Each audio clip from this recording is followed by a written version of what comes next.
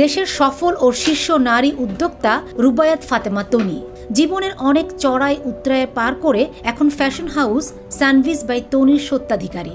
বিয়ের সংসার কোনো বাধাই তাকে আটকাতে পারেনি। সারা দেশে বর্তমানে তার 12টি শোরুম রয়েছে। প্রথম স্বামীর সঙ্গে বনিবনা না হওয়ায় বিচ্ছেদের পথে হাঁটেন তিনি। এরপর ভালোবেসে বিয়ে করেন তার চেয়ে 28 বছরের বড় শাহাদাত হোসাইনকে। দুজনের বয়সের ব্যবধান তাদের প্রেমে কোনো বাধাই আনতে পারেনি।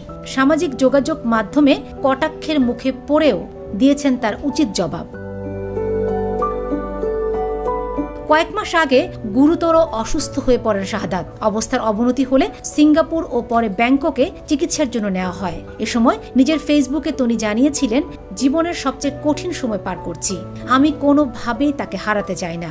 সবকিছু অনিশ্চিত জেনেও অনেক কষ্ট করে তাকে এয়ার অ্যাম্বুলেন্সে ব্যাংককে নিয়ে এসেছি। বাকি সব আল্লাহর ইচ্ছা। তনি তার ছেলের জন্য স্বামীর জীবন বাঁচানোর আকুতি জানিয়ে সবার কাছে দোয়া চেয়েছিলেন, কিন্তু শেষ পর্যন্ত শাহাদাত হোসেন আর ফিরে আসেনি। চিকিৎসাধীন অবস্থায় তিনি মারা গেছেন।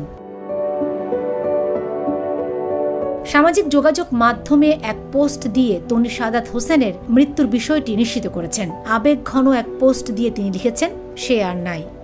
ব্যাংকক সময় রাত 3টা 3 মিনিটে আমাকে সারা জীবনের মতো একা করে চলে গেছেন। Fatema Shilu, GTV news.